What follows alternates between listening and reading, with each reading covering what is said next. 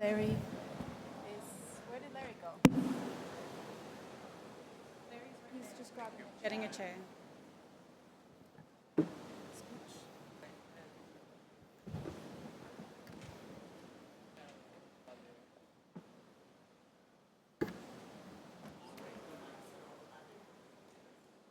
I'm not wearing the right dress. It's okay. Right. Good morning, everyone. I'm going to get us started while we finalize our musical chairs here. My name is Rachel Rose Jackson. I'm the coordinator of Kick Big Polluters Out, and this is a press conference hosted by Demand Climate Justice. On behalf of myself and all of our speakers here today, I would like to disclose that we have no direct ties to the fossil fuel industry or other polluting industries and no conflict of interest. We wonder and ask why everybody else in this venue is not taking the time to declare the same. I'm joined by members of Kick Big Polluters Out, a global network of more than 450 organizations around the world, and representatives from UNFCCC rights-based constituencies. This morning, Kick Big Polluters Out released research that showed that there are more than 1,600 fossil fuel lobbyists here at COP30. To put that in context, yeah, boo is right. To put that in context, that means that 1 out of every 25 of us here is a fossil fuel lobbyist. And that is the largest share proportionally since we have been doing this research. All of this, while there are very clear illustrations right outside this venue, including this morning by Indigenous peoples from the Amazon, making very clear whose voices are being heard, whose aren't, and who is in control of power and who is being excluded and silenced. We have a full lineup today to react to this research as well as what's happening at the talks and what big polluters are doing here and at home. I'll introduce our speakers one at a time, beginning with Babitha P.S. from the Women and Gender constituency.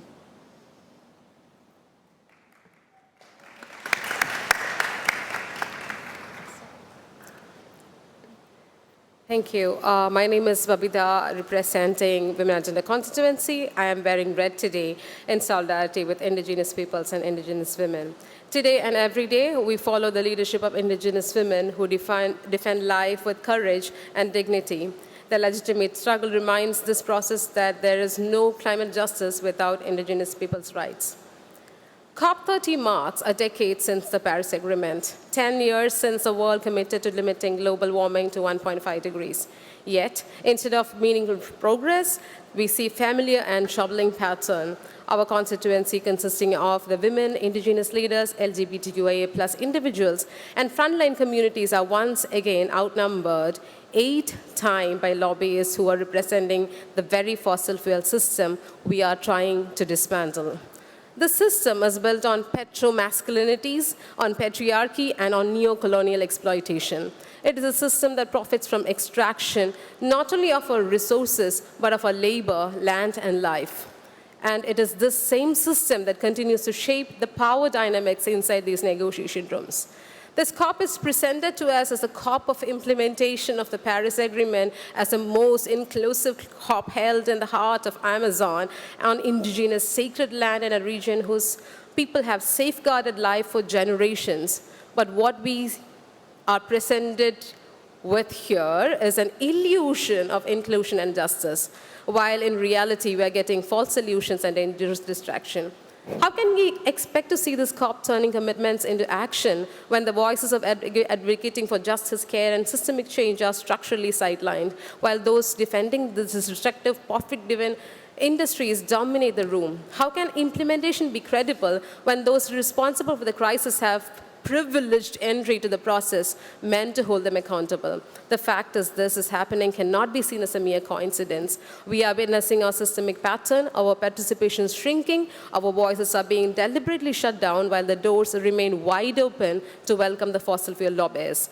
This is a predictable outcome of system built on patriarchy, colonialism, and fossil fuel dominance. And right now, outside of this venue, people who hold real community-rooted solutions are being silenced by the promotion of false solutions, even though they are the ones who bear the heaviest impact of these decisions. Their knowledge is dismissed while corporate interests are amplified. When we say we want to kick the polluters out, we are standing with human rights and environmental defenders, especially women, indigenous leaders, LGBTQIA+ individuals, and frontline communities whose protection of life is criminalized while polluters walk freely through these halls. We are demanding complete transparency and accountability from this process and from every government enabling the corporate capture. Big polluters must stop being able to write these rules of climate action right now. We demand an end to the corporate sponsorship. We demand an accountability framework to protect against invested interests of fossil fuel industry and make sure that those are part of this process are actually representing the people and the planet.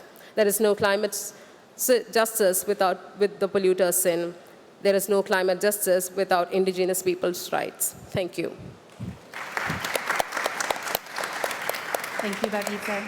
I'll now hand over to my colleague Mohammed Uzraf from the Palestinian Institute of Climate Strategy. Mohammed.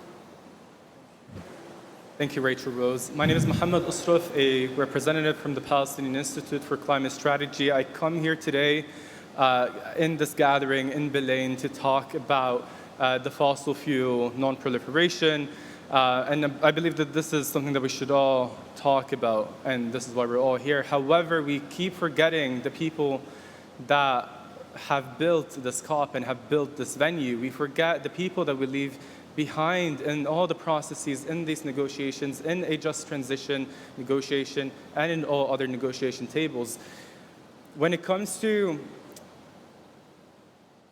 climate action, especially in this COP, we find it extremely difficult to, sorry, just give me a second. I find it very difficult to talk about Palestine when no one has mentioned Gaza, not even once. I find it very difficult to talk about Palestine when the genocide resumes, but people pretend that it didn't happen, or pretend that it's not still happening, and pretend that it's not going to continue to happen through discussions on reparation, through discussion on rebuilding, through discussion on reconstruction, and discussion on emissions, and so on. We're in a COP where fossil fuels continue to be extracted, to be sent to the Israeli state through circumventions that go to Italy and then go to Israel. And I present to you today the radical research briefs that tell you all about it right here. We're spreading it out, we're distributing it out, the People's Summit, we're distributing out the actions that we have here, and we also have a toolkit that we're sharing to people at the venue all over. This toolkit supports you with the negotiations to weave in Palestine in the process, because we cannot keep forgetting Palestinians behind, and we cannot keep forgetting the indigenous people behind around the venue. I also must say that we must not forget the people in Masafir Yatta behind, in the West Bank behind.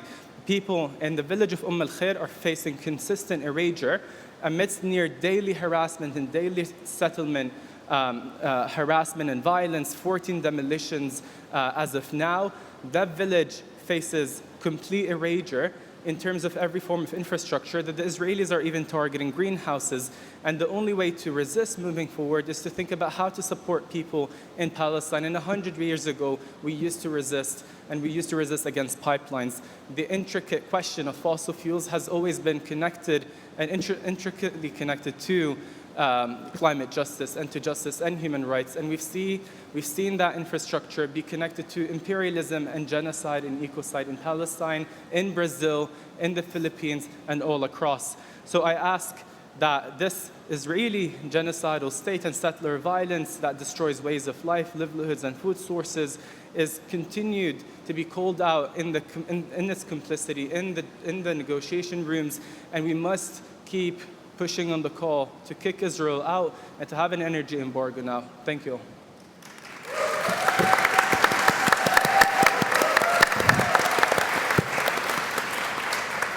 Thank you, Mohammed. I'll now hand over to Jax Bongom, a member of Demand Climate Justice from the Philippines and Ibon International. Jax. Thank you so much, Rachel. Hi, everybody. Good morning. I'm Jax. I'm from Ibon International, a member of the Global Campaign to Demand Climate Justice and the Kick Big Polluters Out Coalition. I also have no links to the fossil fuel industry and have no conflict of interest. And I just want to speak candidly because the news we heard earlier today with the overwhelming number of fossil fuel lobbyists at COP30 has a different kind of weight when you look at what's happening outside these conference halls. Because right now, back home in the Philippines, we're still reeling.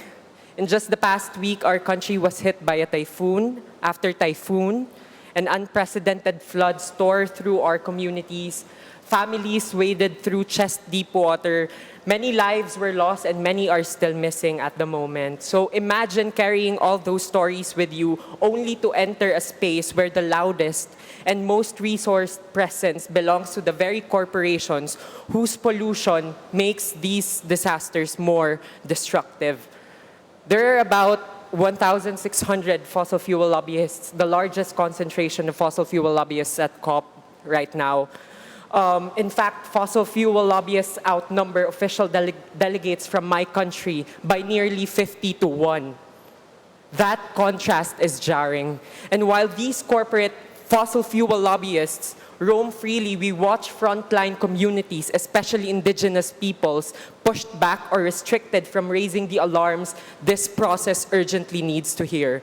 So as you all know, just days ago, indigenous groups had to literally fight their way into this venue and they were met with violence. And earlier today, they stood at the entrance in a blockade. This is what happens when a space that purports to address climate change makes more room for polluters and corporate interests than for those who bear the first-hand brunt of its impacts. The resistance is a necessary, legitimate response to a system that has systematically taken their lands, undermined their cultures, violated their rights, and left them feeling unheard within the very process that should be protecting them. Thank you so much. Here, folks, here we have seen that what happens when corporate influence grows. The conversation shifts towards false solutions, towards narratives that try to lull people into believing that we can continue with business as usual. But people around the world know that this is not true, because we are already living the consequence of their delay. And all the while, the real solutions, the ones that our communities have nurtured for generations by living in balance with nature, with the environment, are ignored and cast aside. These solutions led by communities show us how to break free from systems that harm the environment and deepen inequality. And they show us a path towards, a future that is truly fossil-free and sustainable. So if this process is to work at all, it must center the voices and these solutions, not those false solutions from the polluters themselves. We owe it to the people back home and to every community across the Global South living through this crisis to demand that big polluters be barred from shaping the rules meant to hold them accountable. The very presence of communities fighting with everything they have just to be heard shows that the world has already waited far too long. And from here on, we must continue building this kind of people power that no lobbyist can drown out. Thank you so much.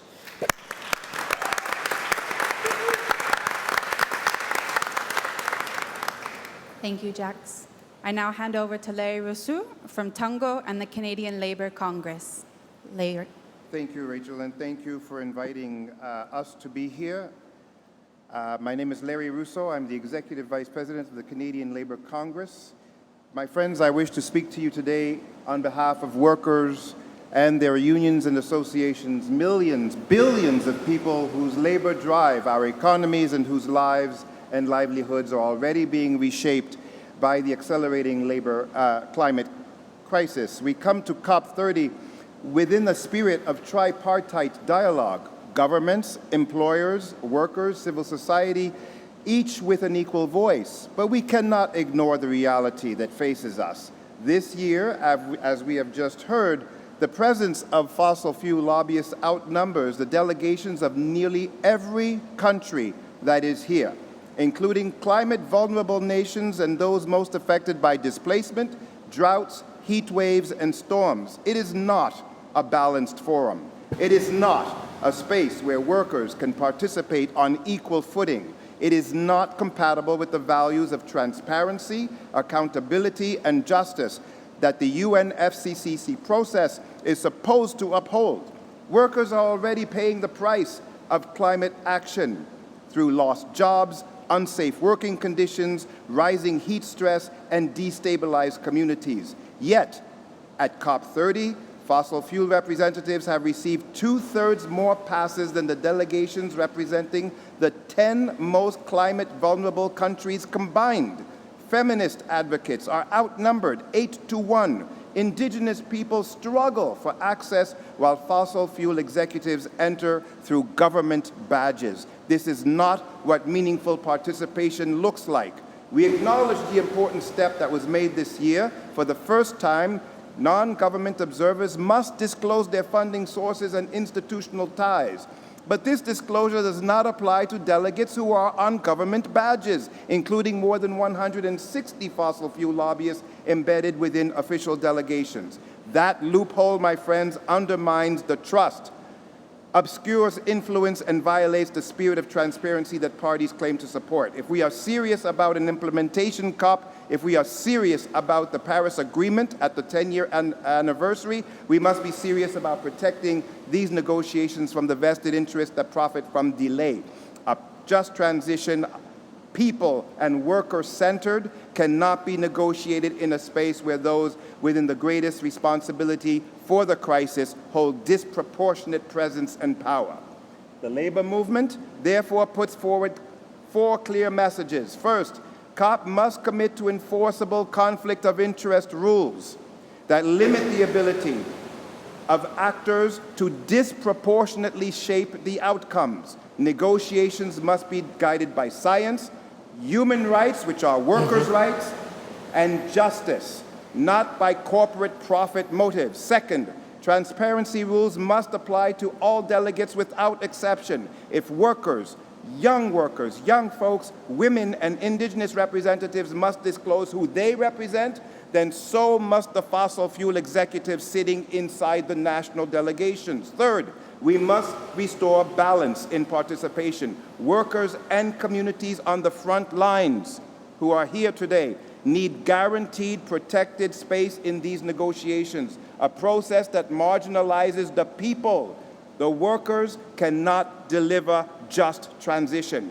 Finally, we must hold governments accountable to deliver real climate action. Planning strategies are needed, of course, but not false solutions, not offsets, not delays. We need action. Action on investment in decent jobs, social protections, skills and upskilling, strong workers' rights aligned with rapid emissions reductions and the full fair phase-out of fossil fuels. My friends, it is not just an economic necessity, it is a democratically social necessity to build a climate-safe world. We must ensure that climate policy is shaped by we, the workers, the people who bear the consequences, not from those who profit from the status quo. We are ready to lead. We will lead. We ask that this process be met with fairness, transparency, and accountability that tripartism demands. Merci, miigwech. Thank you.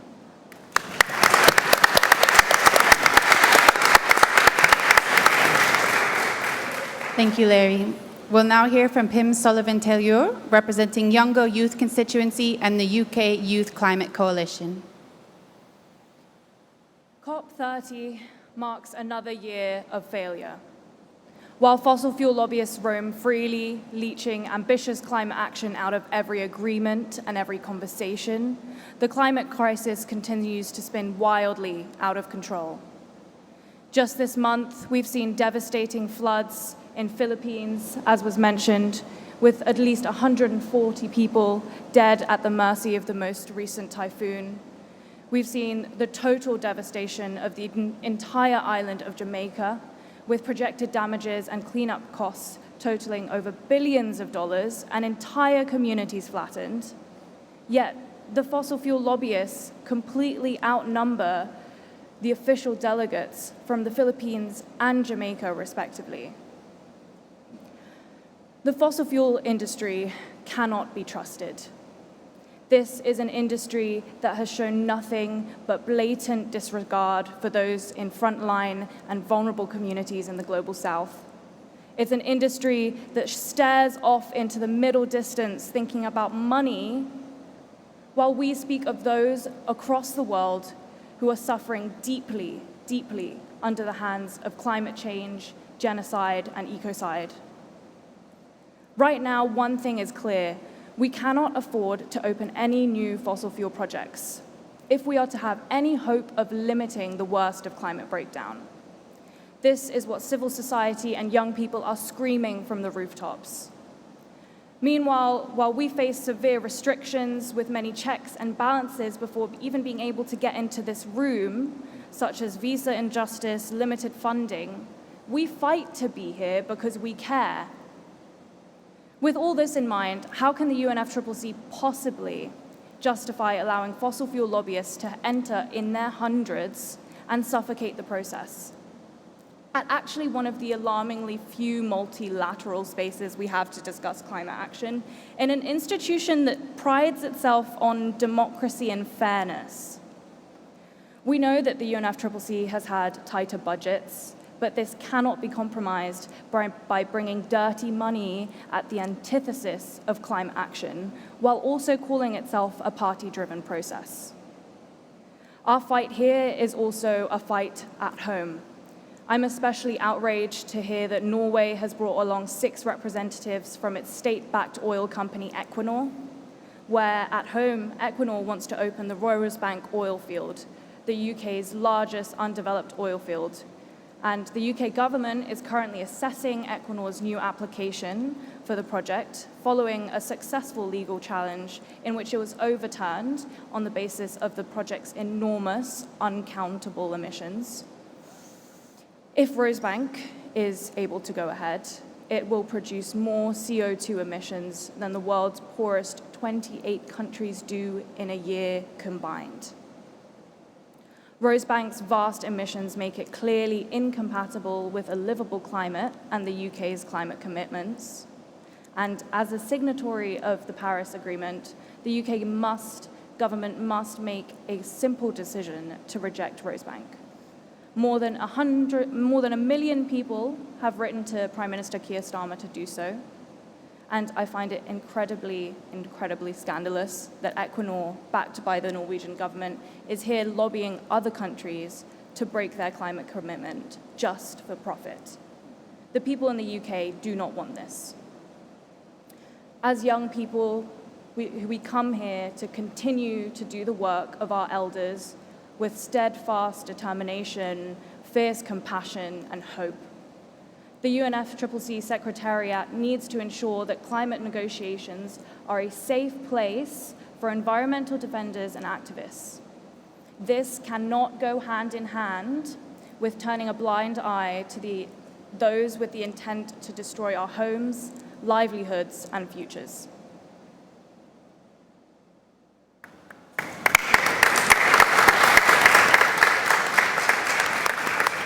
Thank you, Pim.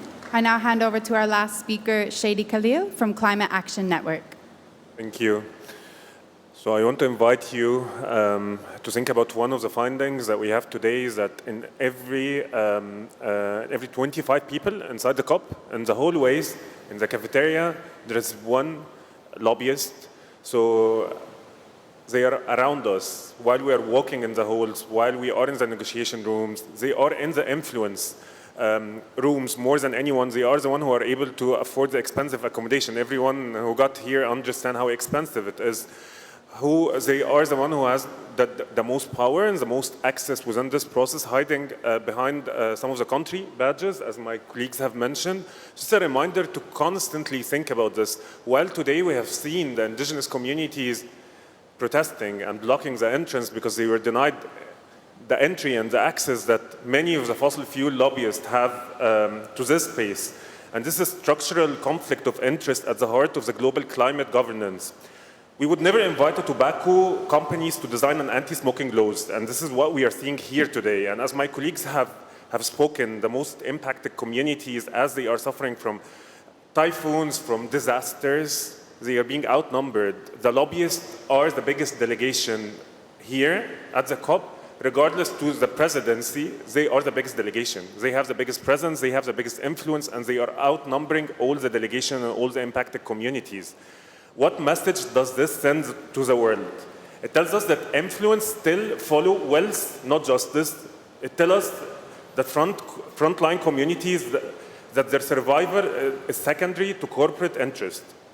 While President Lula opened this conference, he said Earth can no longer sustain the development model based on the intensive use of fossil fuel that has prevailed over the past 200 years. And we want this to be manifested with the representation here at this COP. Extractive models are no longer an option. While we are still fighting for a just transition mechanism and its principles at this COP30 to achieve the vision, polluters cannot be on the table. The mechanism that we are fighting for here in the just transition is for the people and must be designed by the people, by workers, by communities, by indigenous leaders, women and gender diverse advocates, youth, farmers, and those living the daily realities. Extraction and climate harms are actually impacting us and not just 1% corporates and their interest and the money that they want to make. A people-centered transition cannot be drafted by industries whose business models relies on delaying, weakening, and corrupting this. Their presence on the table is not neutral. It's not neutral. It's resistance to the transformation we urgently need. We are calling here for a vision for the new world, a world that moves beyond extractivism, a world where economies are built on care, sustainability, and shared prosperity, a world powered by renewable energy, driven by rights, and designed by the communities who have endured the harms of pollution and exploitation. So let's be reminded not for the scale of the industry presence, but for the courage of those who confronted it. Let this COP choose people over polluters, justice over profits, transition over delay. Let's kick the big polluters out. Thank you, Shady. Thank you, everyone. Friends, there are 1,600 fossil fuel lobbyists here. That means that 3 of us in this room have something they need to disclose.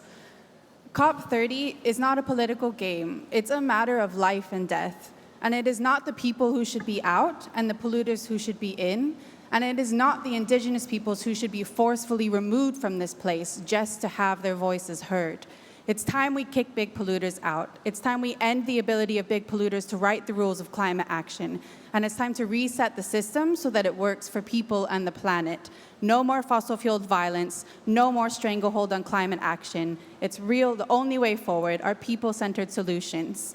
Thank you for joining us today for this press conference. Our speakers will be outside if anyone would like to ask questions.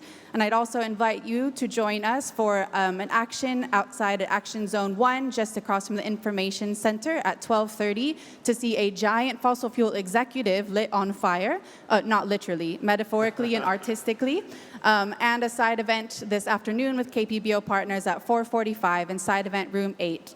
Thank you for joining us. Have a good day.